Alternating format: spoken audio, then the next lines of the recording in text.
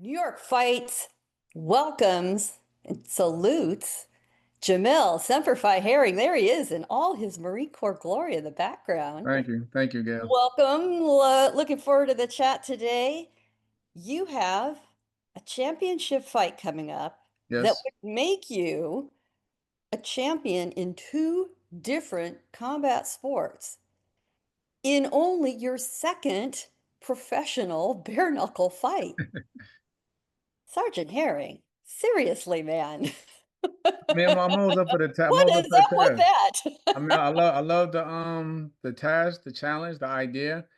Of course, as you know, Austin Trout did it first. He went from professional boxing as well, WBA, champion to his second fight as a bare knuckles fighter, and he won the world title. So I'm just trying to follow that path.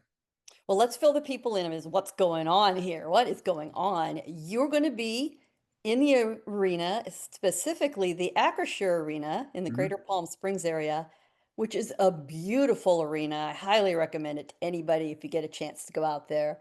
You're scheduled on May 22nd, a Yes. couple of Yes. weeks away, and you're going to face the fourth ranked competitor in the Bantamweight division, a guy named Maness, Nate Maness, correct? Correct. And yeah, he looks like a tough customer, which you're used to that as well. You had your first bare knuckle fight earlier this year, got a solid win, watched you do it.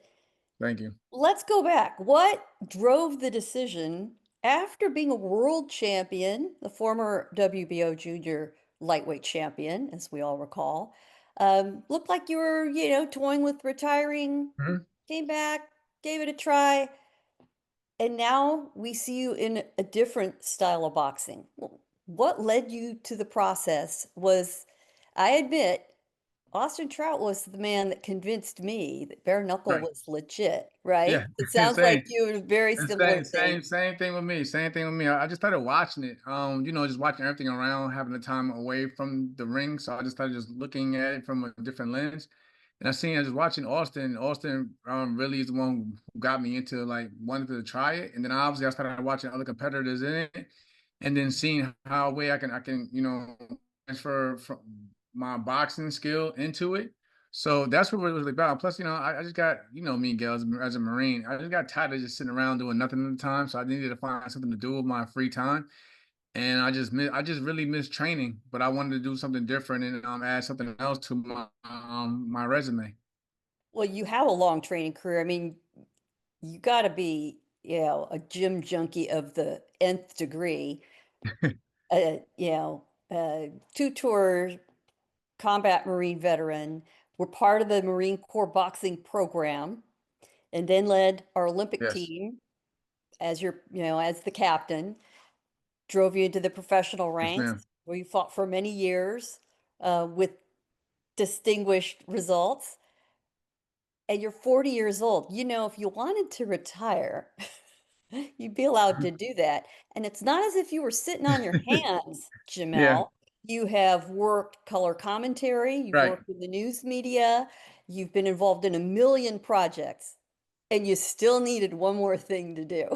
I still needed something to do. Yeah, I mean again, that's just the Marine in me. Like I said, especially with I felt great. As you can see, I'm definitely in shape. I could fight today if we had to, right? Thanks to Henry Ramirez and the team out here in Riverside, California. But again, I just like keeping myself busy, especially as a Marine dealing with PTSD and depression and anxiety at times. Boxing from much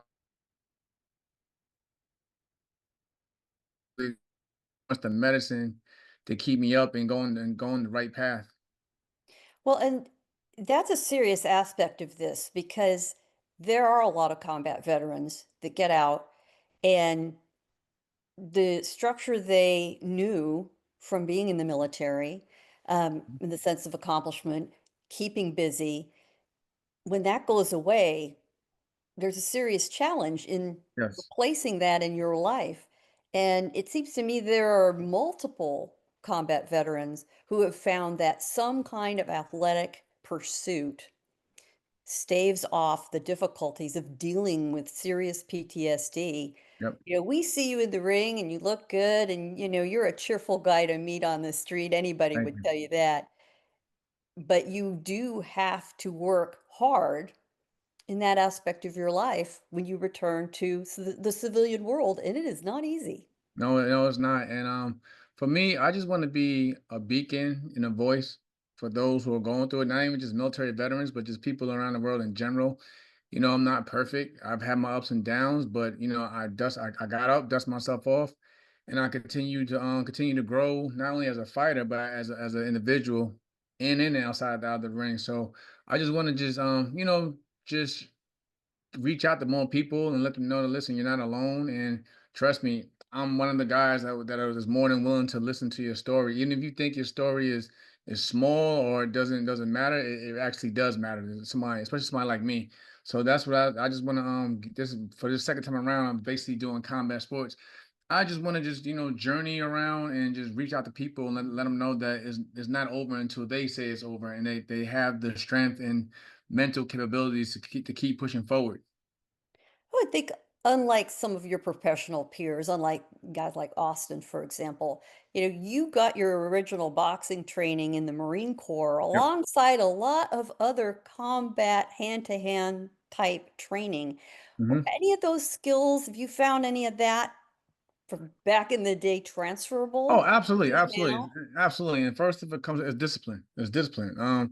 All the hard work is done in the gym, and once you get through, up that hill, it becomes a lot more smoother and easier going on the way back down. So for me, and even in this training camp, I just mainly focus on more of boxing because that's what I do. That's what I am. I'm a boxer. But we just tweak a few things, and but for the most part, it's the mental edge that always gets me through. I mean, I wouldn't say I was the most flashy fighter even as a boxer, but I stuck with the basics and I listened to my team in my corner, and we always go out with the game plan, even for every fight. Even this fight, so there's always a different game plan. So that's where the discipline comes in to still follow the game plan and make the proper adjustments as you go along. How have you altered your training from all those years focusing strictly on what we think of as, traditional boxing Right.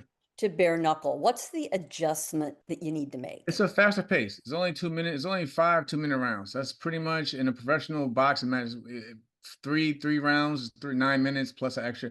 So you have to basically. There's not so much of a filling out process. You have to have a sense of idea what you want to do as soon as the bell rings. But you have to be smart, and obviously there's no gloves, so I feel like you have to use a lot more lateral movement, upper body movement to avoid the contact. Because I mean, a bare knuckle, even on your arms and your hands, that hurts as well. So the whole game plan is just to stay sharp and be aware during those full 2 minutes of every round.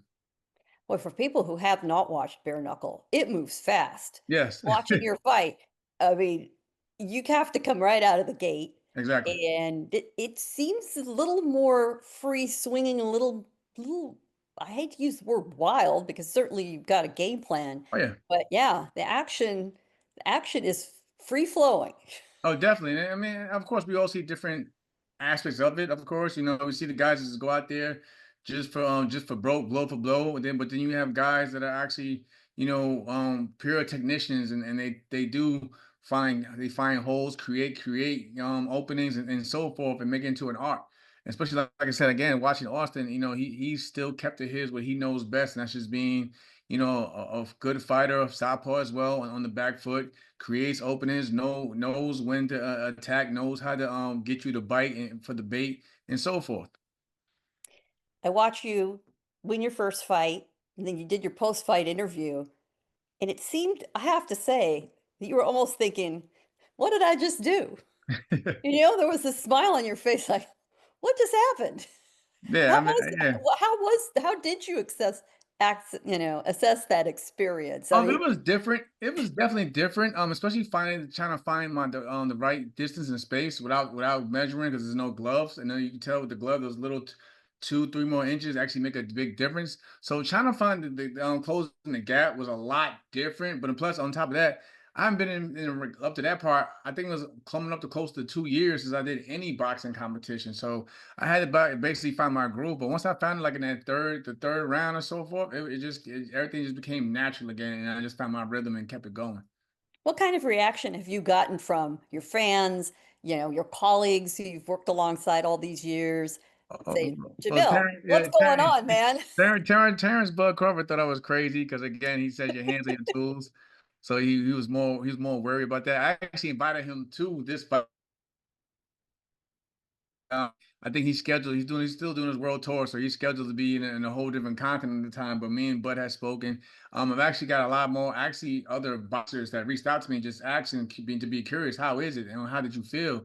Same thing you just asked, what did you change up? And I was pretty like, I remember, matter of fact, I think I seen what last week the Vargas brothers had got signed to the BKB, and Fernando Jr. reached out to me personally, and he asked me if I advice and what I did in terms of training. I said I just basically continue boxing training.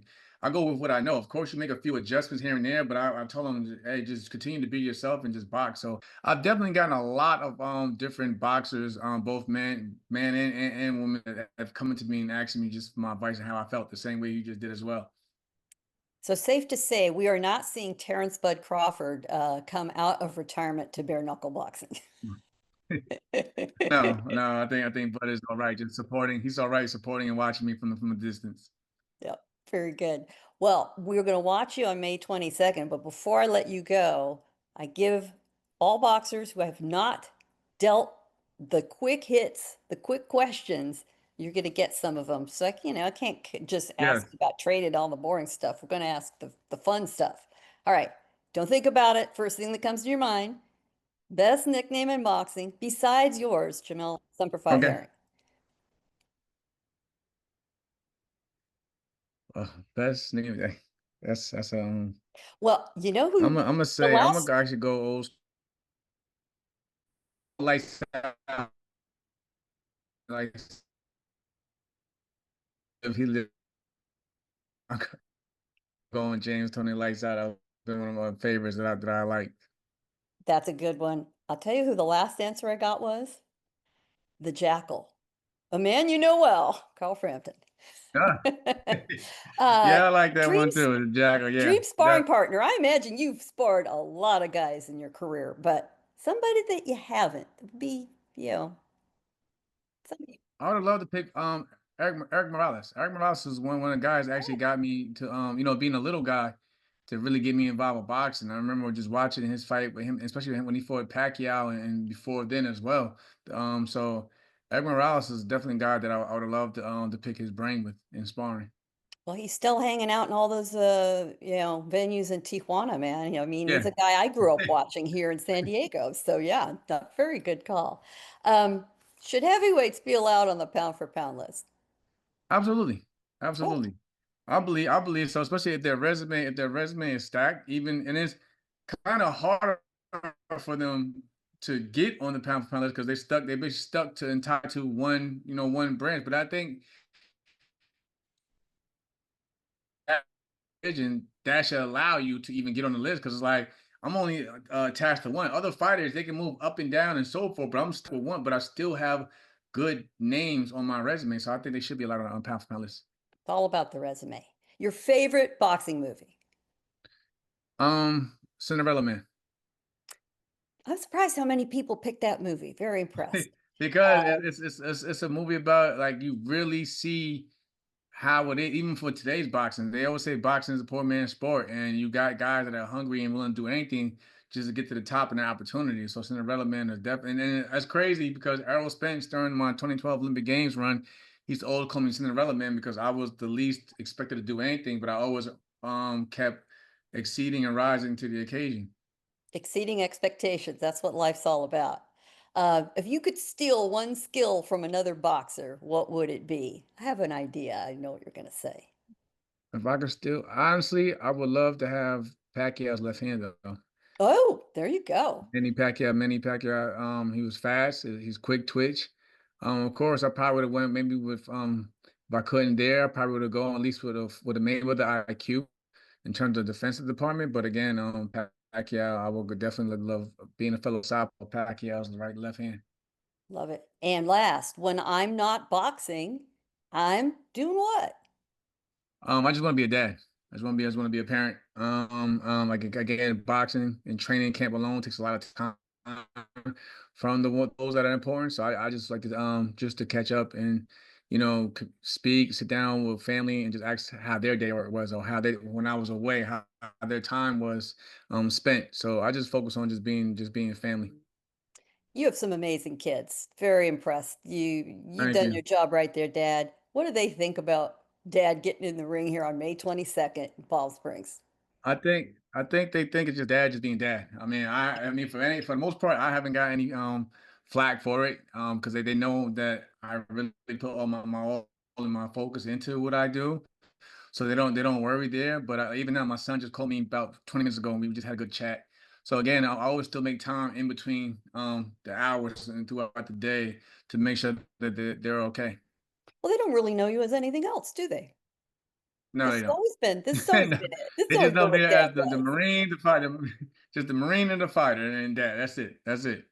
Well, you've had a hell of a life so far, and you're hoping on May 22nd to add one more championship title in bare knuckle fighting, and we will see you there. Jamel, thanks so much, and Thank you. best Thank you, of Kel. luck to you as you go forward with this. I appreciate it. Thank you, Kel.